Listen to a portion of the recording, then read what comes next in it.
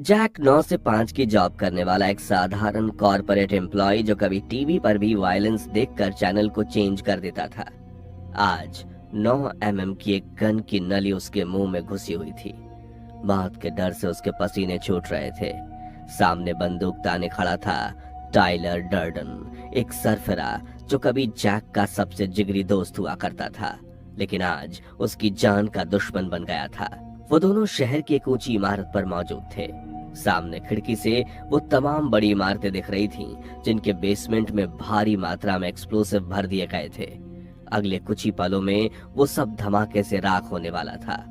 Jack को अचानक Tyler के इस खतरनाक प्लान के बारे में मालूम चला और इंसानियत के नाते वो इस तबाही को रोकने आया था, मगर उसके पैरों तले जमीन तब खिसक गई जब उसे पता चला कि इस तबाही का मास्टरमाइंड कोई और नहीं बल्कि वो खुद था।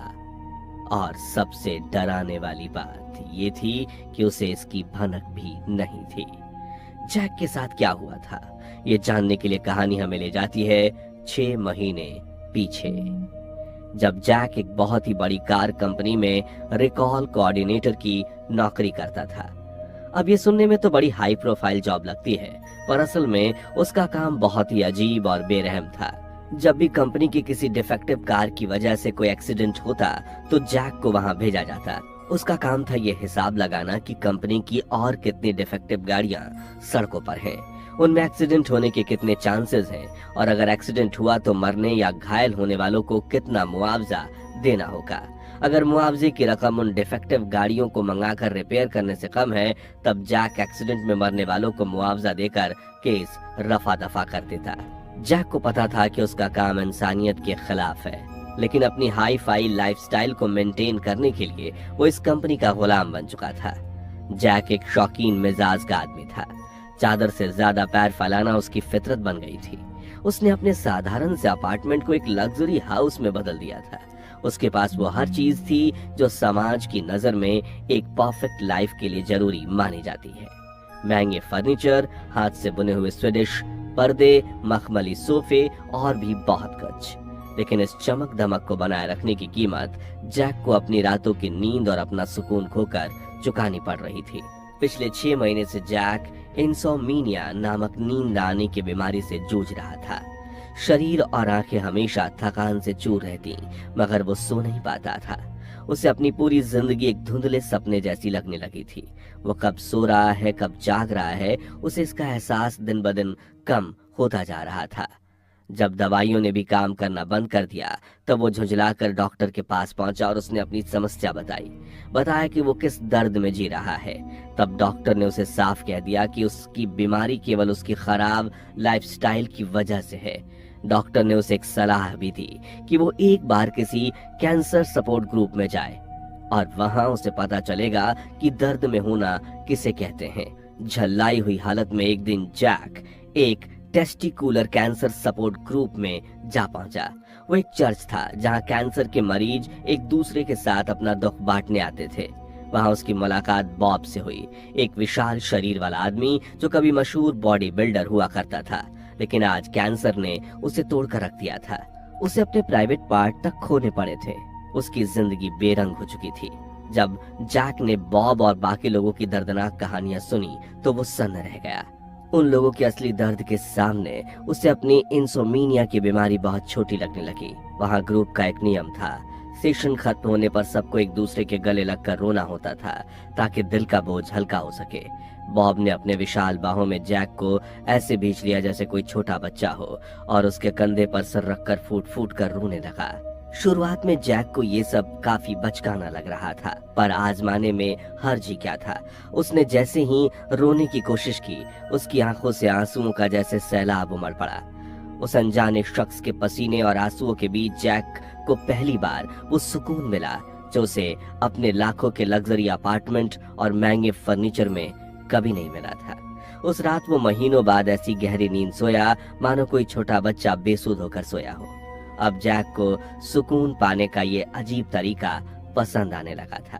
वो हर रोज एक नई बीमारी का बहाना बनाता और शहर के अलग अलग सपोर्ट ग्रुप्स में पहुंच जाता, कभी कैंसर, कभी टीबी, तो कभी नशे की लत से जूझ रहे लोगों के बीच।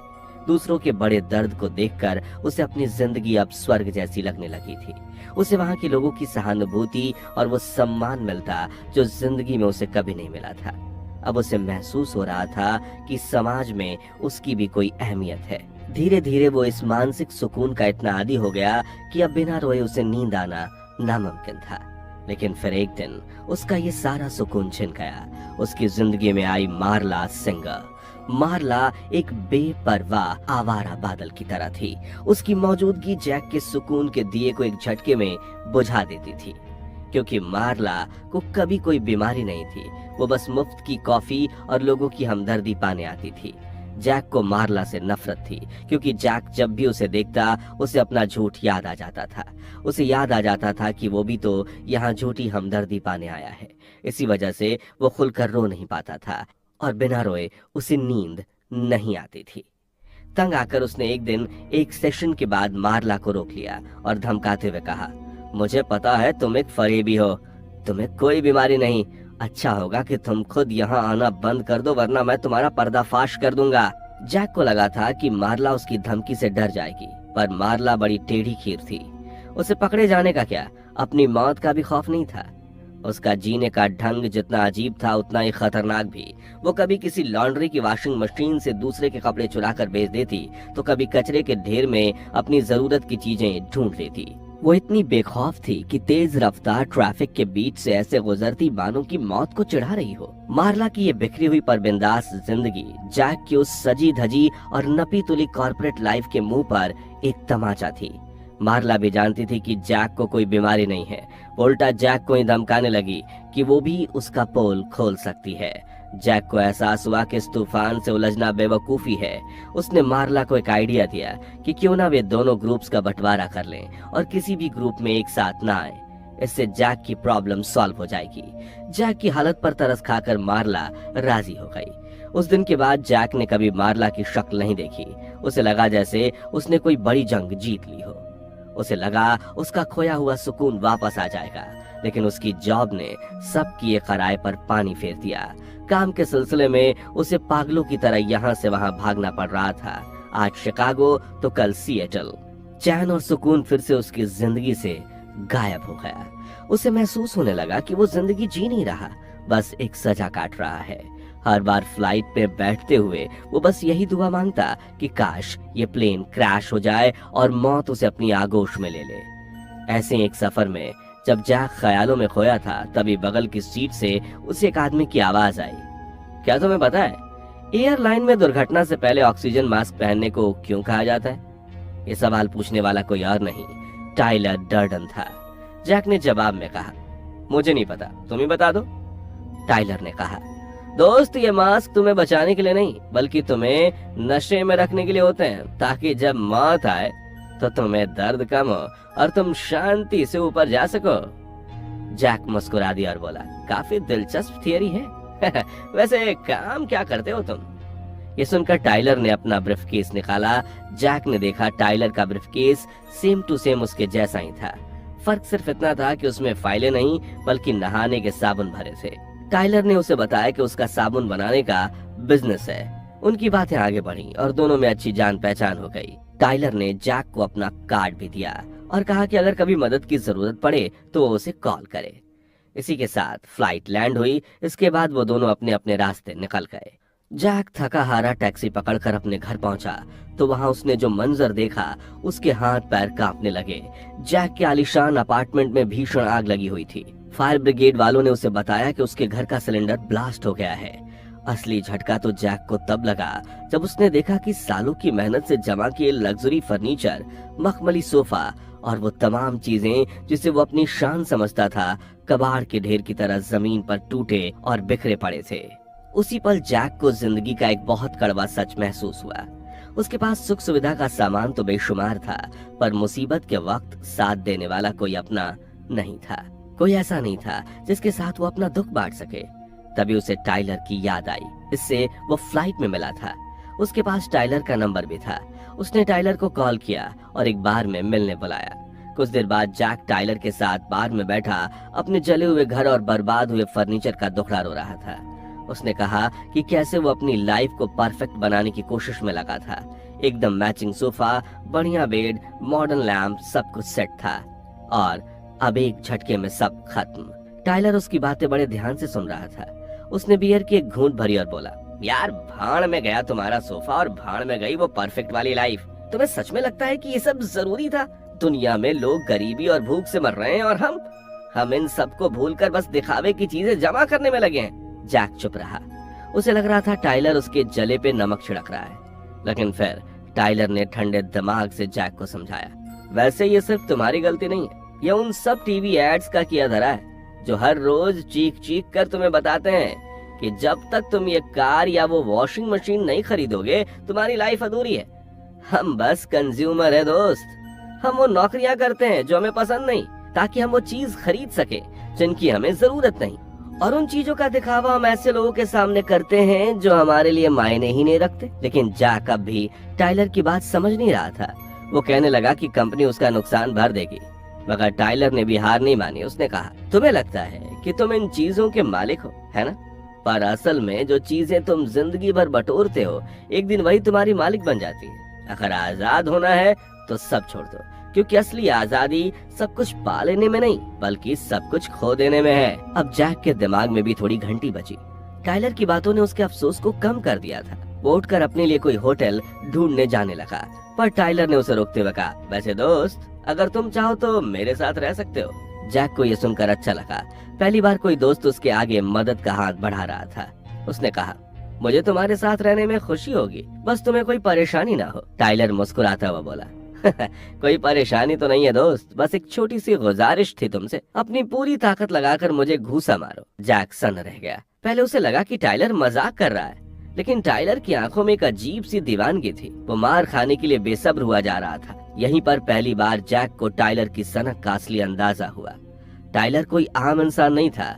वो बेखौफ था, बेफिक्र था और दुनिया के किसी भी नियम को नहीं मानता था। जब शहर सो जाता तब टाइलर का असली काम शुरू होता था। वो एक पुराने थिएटर में पार्ट टाइम प्रोजेक्शनिस्ट था। उसकी हरकतें बेहद अजीब थीं। वे फैमिली मूवीज के बीच में एक मिली सेकंड के लिए अश्लील तस्वीरें डाल देता था, जो इतनी तेजी से निकल जाता था कि दर्शकों की आंखें उसे पकड़ नहीं पाती थीं, लेकिन समझने वालों के दिमाग में वो गंदी तस्वीर छप जाती थी। इसके अलावा टाइलर रात को एक 5 स्टार होटल में वेटर की नौकरी भी करता था। उसे अमीर और दिखावा करने वाले लोगों से सख्त नफरत थी। वो अक्सर अमीरों को सबक सिखाने के लिए उनके महंगे सूप में पेशाब कर देता था। ये समाज के खिलाफ उसकी अपनी छोटी सी क्रांति थी, जिसमें उसे बड़ा मजा आता था। उसकी सनक की कोई हद नहीं थी, लेकिन जैक को बड़े मुद्दतों के बाद कोई दोस्त मिला था। उसे टाइलर के इस पागलपन से कोई दिक्कत नहीं थी। आखिरकार जैक ने हिम्मत जुटाई और टाइलर के कहने पर उसे एक जोरदार घूंसा जड़ दिया, मगर बदले में टाइलर ने भी जैक के पेट में एक घूंसा मारा। इसके बाद उस सुनसान पार्किंग लॉट में वो दोनों पागलों की तरह एक दूसरे से भिड़ गए।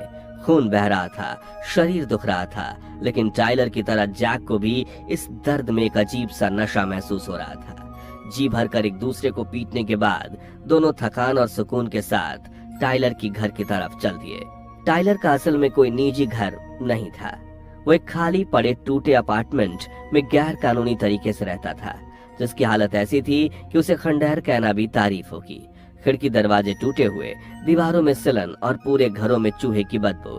कभी आलिशान बाथरूम और विदेशी शावर के नीचे नहाने वाला जैक अब एक जंग लगे नल के गंदे पानी से काम चला रहा था। मखमली बिस्तर की जगह अब उसे एक बदबूदार और मैले गद्दे पर सोना पड़ रहा था। शुरुआत में उसे घिन आई, लेकिन धीरे धीरे जैक को इस बेपरवाह लाइफस्टाइल की लत लगने लगी। उसे उस दर्द में और उस गंदे घर में आजादी महसूस होने लगी। अब उसे अपने महंगे फर्नीचर या स्टेटस की कोई परवाह नहीं थी। घर बारिश के पानी में भर जाता तो भी उसे सुकून की नींद आती। लेकिन ये पागलपन सिर्फ घर की 4 दीवारी तक ही सीमित नहीं रहा। हर शनिवार की रात वो दोनों बाहर के एक पार्किंग लॉट में एक दूसरे को बुरी तरह से पीटते थे। बाहर में आए लोग भीड़ लगाकर उन्हें देखा करते थे। पहले तो लोग सिर्फ तमाशबीन बने रहे, लेकिन फिर उन्हें भी इसमें मजा आने लगा। उन्होंने भी फाइट में हिस्सा लेना शुरू कर दिया।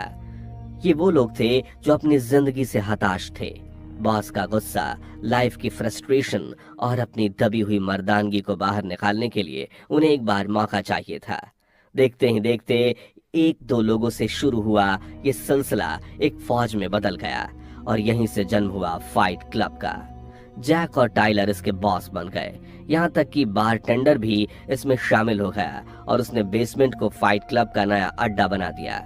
अब हर शनिवार वहाँ 1-on-1 फाइट होने लगी, लेकिन एक ऐसी फाइट जिसमें हार जीत के कोई मायने नहीं थे। यहाँ हर फाइटर बस एक ही मकसद से लड़ रहा था, दर्द के जरिए अपनी सुन्न पड़ी जिंदगी को महसूस करना और हफ्ते भर के दबे हुए गुस्से और फ्रस्ट्रेशन को बाहर निकालना।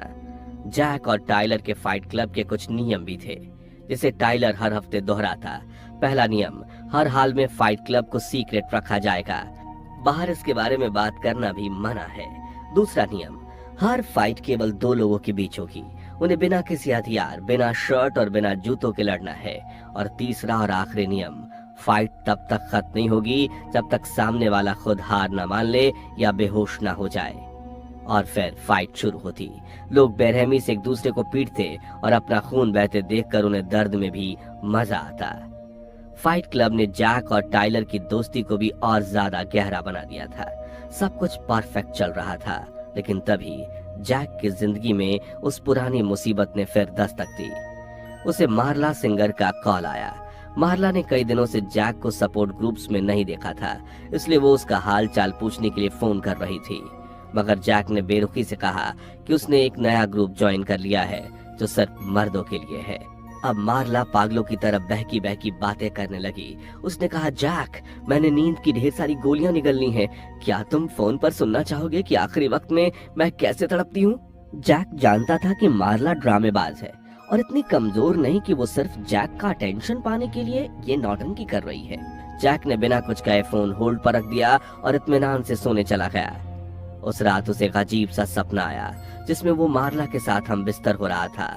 ये सपना उसके लिए बड़ा ही भयानक था। उसने इसे भूल जाना ही बेहतर समझा।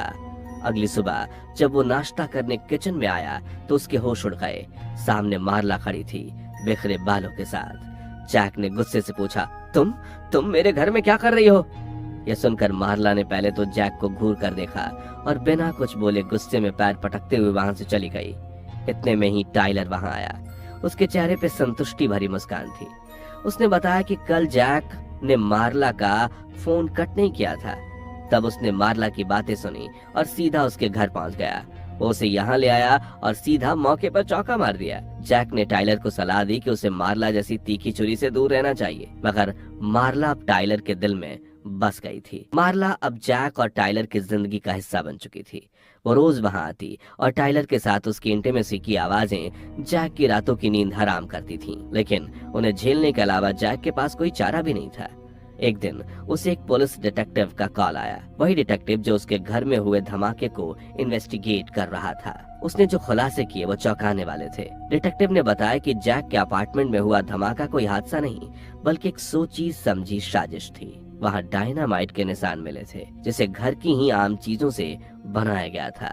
ये सुनकर जैक दंग रह गया, लेकिन इससे भी बड़ा सदमा उसे तब लगा जब डिटेक्टिव ने कहा कि उनका सारा शक जैक पर ही है। जैक झुंझला गया। उसने कहा, डिटेक्टिव, वो घर मुझे अपने जान से प्यारा था, मैं उसे कैसे जलाऊंगा? लेकिन डिटेक्टिव को उसकी दलीलों पर कोई भरोसा नहीं था। उसने साफ कह दिया कि जब तक केस सॉल्व नहीं होता जैक शहर छोड़कर कहीं नहीं जाएगा। जैक ने घबराकर फोन कट कर दिया। टाइलर पास खड़ा बड़े मजे से सब सुन रहा था। जैक को डरा हुआ देखकर उसने बस इतना कहा, मेरे दोस्त, उस मलबे का रोना छोड़ो जिसे तुम बर्बादी समझ रहे हो। असल में वो आजादी है, असली जन्नत ये है जहाँ हम हैं। जैक अब टाइलर के प्रभाव में पूरी तरह आ चुका था। उस रात टाइलर उसे अपने साबुन बनाने वाले बिजनेस का सीक्रेट बताने ले गया। वो दोनों चोरी छिपे शहर के बड़े लाइपोसक्शन क्लिनिक के पीछे बने डंपिंग एरिया में पहुंचे। ये वो क्लिनिक थी जहां मोटापे का इलाज किया जाता था।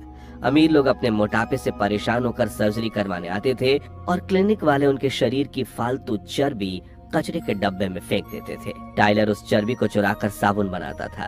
उसे अमीरों की चर्बी में दिलचस्पी इसलिए थी क्योंकि ये उन्हें नीचा दिखाने का उसका अपना तरीका था। अमीरों की चर्बी से साबुन बनाकर उसे वो अमीरों में ही बेच देता था। वो दोनों चर्बी से भरे हुए बैग चुराकर घर ले आए। टाइलर ने उस चर्बी को उबालना शुरू किया। भाप और बदबू के बीच उसने जैक को अपनी खतरनाक केमिस्ट्री समझाई। उसने कहा, जानते हो दोस्त, चर्बी उबालने पर ग्लिसरीन निकलता है, हाँ, और उसे नाइट्रिक एसिड में मिला दो तो वो नाइट्रोग्लिसरीन बन जाता है, एक खतरनाक विस्फोटक। और अगर उसमें थोड़ा सोडियम नाइट्रेट और लकड़ी का बुरादा मिला दो तो वो डायनामाइट बन जाता है। ये सुनकर जैक की आंखें फटी की फटी रह गई। टाइलर ने मुस्कुराते हुए कहा, अगर तुम्हारे पास काफी मात्रा में साबुन हो तो तुम दुनिया की किसी भी चीज को उड़ा सकते हो। टाइलर के पास सिर्फ केमिस्ट्री ही नहीं, इतिहास का भी एक डार्क और अजीबोगरीब ज्ञान था। उसने बताया, पुराने जमाने में लोगों ने देखा एक नदी के एक खास हिस्से पे कपड़े धोने पर वो ज्यादा साफ हो रहे थे। वो नहीं जानते थे क्यों, पर वजह खौफनाक थी। उस नदी के ठीक ऊपर वाली पहाड़ी पर कभी इंसानों की बलि दी जाती थी, लाशें जलाई जाती थीं। जब बारिश होती तो बारिश का पानी उन चिताओं की राख के साथ मिलकर लाई नाम का पदार्थ बनाता था। यही लाई साबुन का सबसे जरूरी इंग्रेडिएंट है। जब ये लाई लाशों की पिघली हुई चर्बी के साथ मिक्स होता था तो एक गाढ़ा सफेद और साबुन जैसा झाग बनाता था, जो बारिश के पानी में बहकर नदी के उस खास हिस्से में आ जाता था। इसलिए वहाँ कपड़े ज्यादा साफ होते थे। यानी इतिहास का पहला साबुन लाशों की राख और चर्बी से बना था।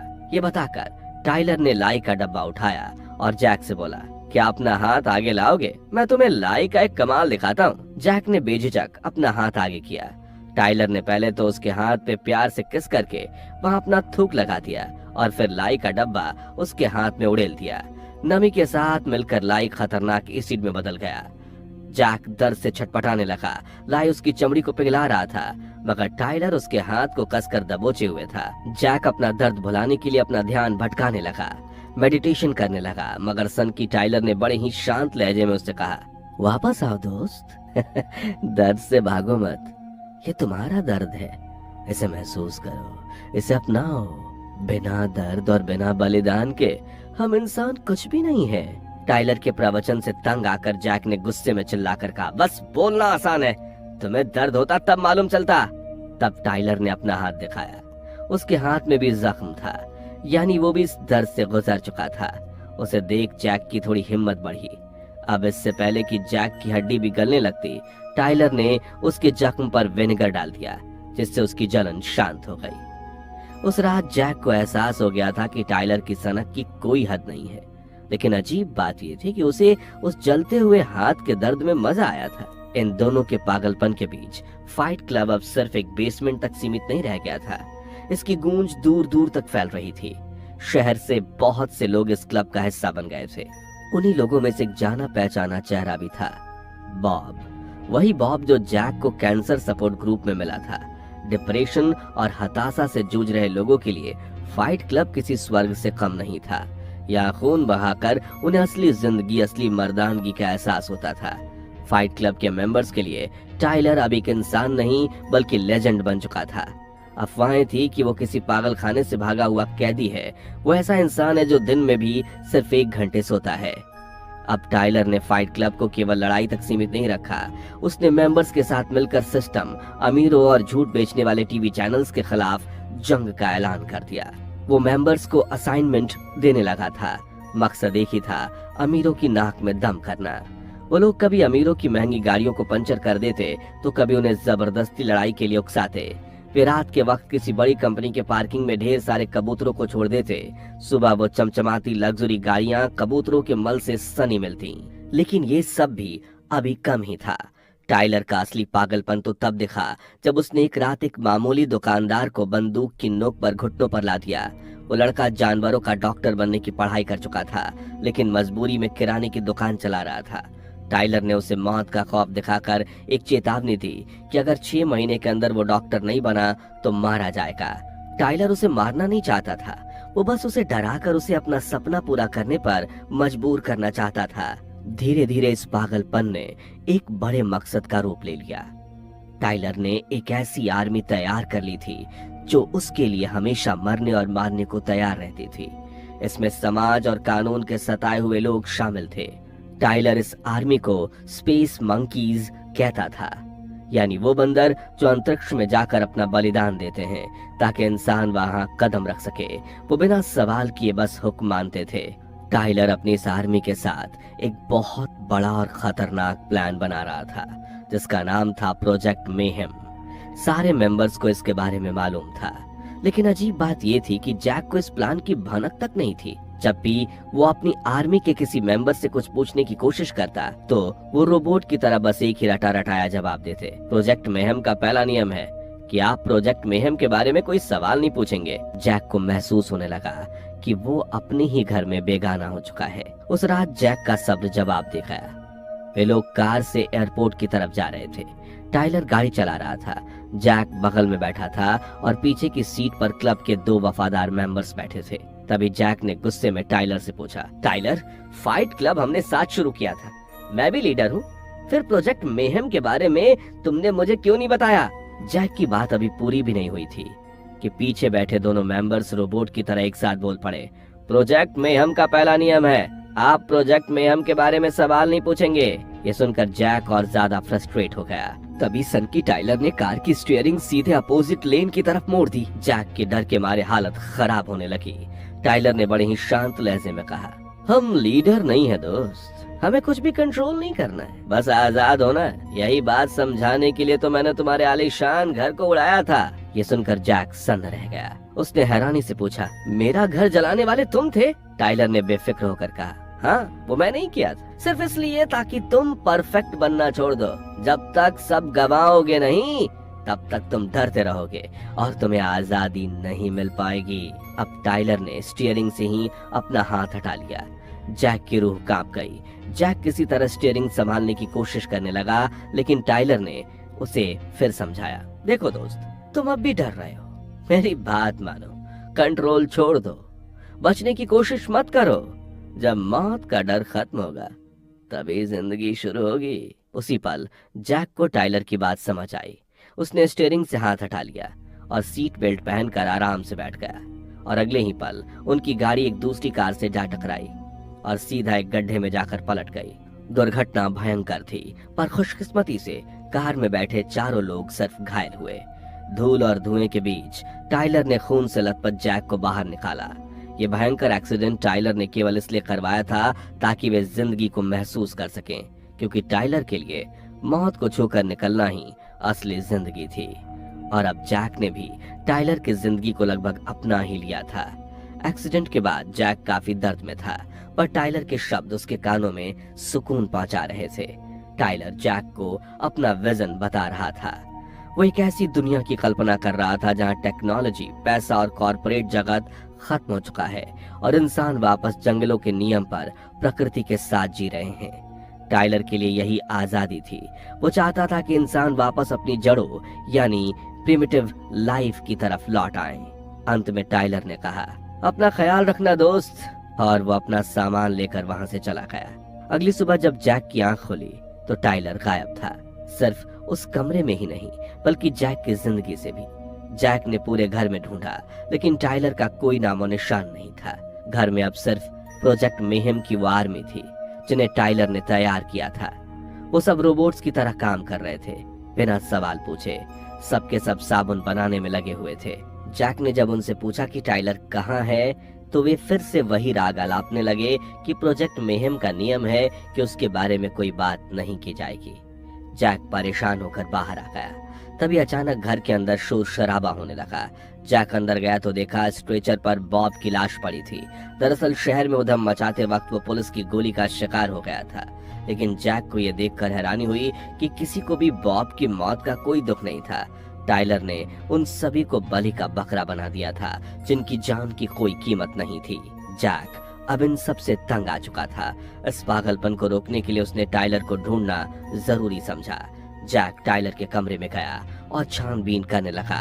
उसने देखा टाइलर के ड्रॉर में बहुत सारे प्लेन्स के टिकट रखे हुए थे जो बता रहे थे कि टाइलर हाल ही में कई अलग अलग शहरों में गया था। लेकिन जैक को यह अजीब लगा क्योंकि टाइलर तो हमेशा उसकी नजरों के सामने था। फिर भला वो इतनी सारी जगहों पर कब चला गया? जैक उसी वक्त एयरपोर्ट के लिए रवाना हुआ। वो एक एक कर उन सभी जगहों पर गया जहां टाइलर गया था। उसने देखा टाइलर ने देश के कोने कोने में भी फाइट क्लब की शुरुआत कर दी थी। उसका यह नेटवर्क अब एक महामारी की तरफ फैल चुका था। जैक ने हर जगह टाइलर की तलाश की, पर वो हवा की तरह जैसे गायब हो चुका था। अंत में थक हार कर जैक एक बार में गया।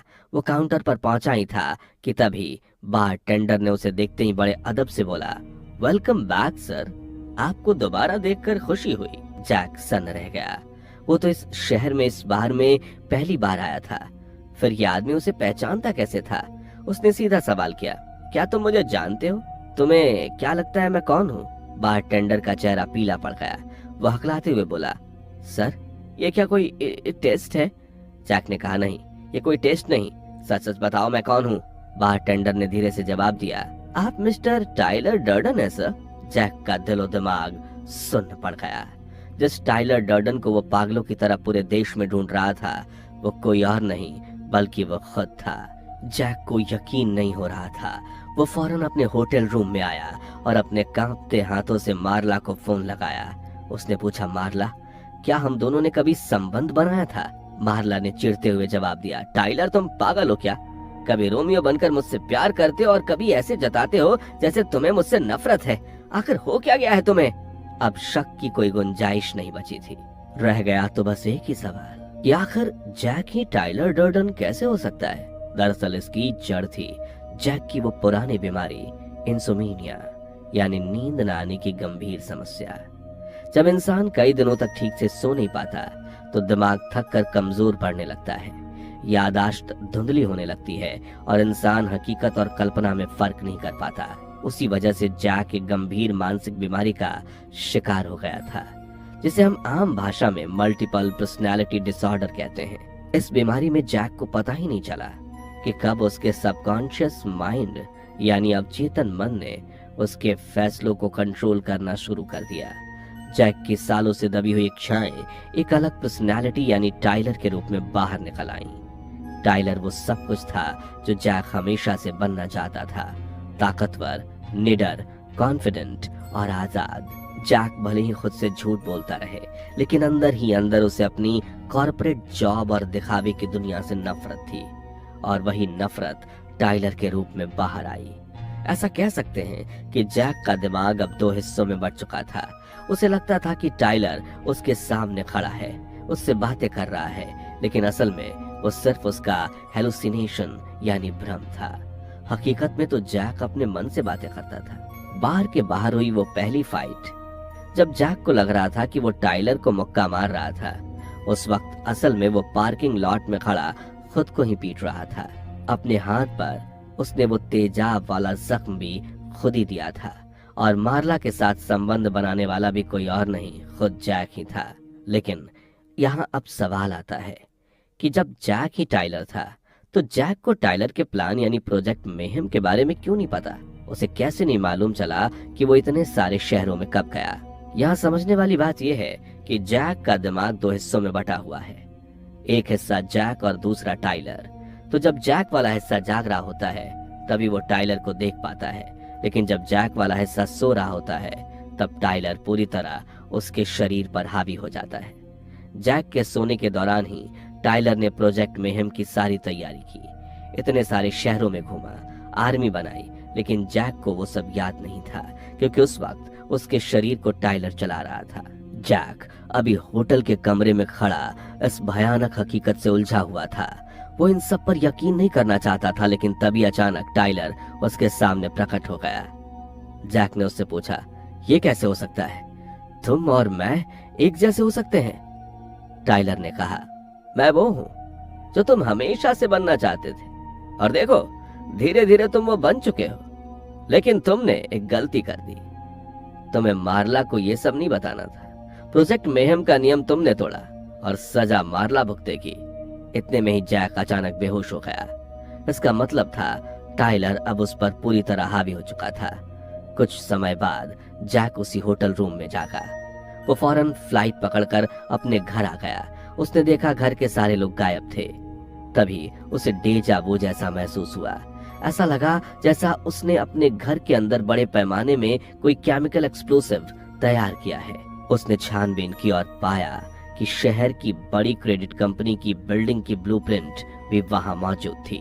जैक फौरन समझ गया कि प्रोजेक्ट मेहम का मकसद उन सभी इमारतों में धमाका करना है। जैक ये किसी भी हाल में होने नहीं देना चाहता था। वो फौरन पुलिस स्टेशन आया और डिटेक्टिव को सारी सच्चाई बता दी। जैक अरेस्ट होना चाहता था ताकि उसके साथ टाइलर भी जेल में कैद हो जाए, लेकिन उसे जरा भी अंदाजा नहीं था कि पुलिस के कुछ लोग भी टाइलर के प्रोजेक्ट मेहम में शामिल हैं। उन्होंने जैक को घेर लिया और कहा, सर, आपने नियम तोड़ा है। आपने कहा था कि अगर किसी ने प्रोजेक्ट मेहम के बारे में बात की तो उसे सजा मिलेगी, चाहे वो आप ही क्यों ना हो।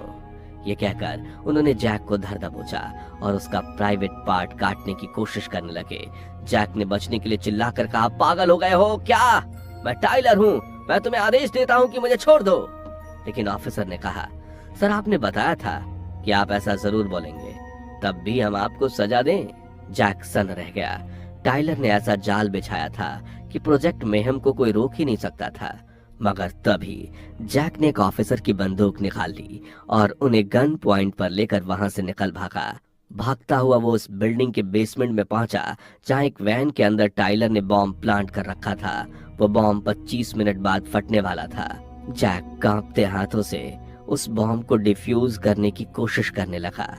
तभी टाइलर एक बार फिर उसके सामने प्रकट हो गया। उसने बड़े आराम से कहा, प्रोजेक्ट मेहम को बर्बाद मत करो यार, इसे होने दो, ये तुम्हारी आजादी का टिकट है। जैक ने चिढ़कर जवाब दिया, लोगों की हत्या करके तुम कौन सी आजादी पालोगे?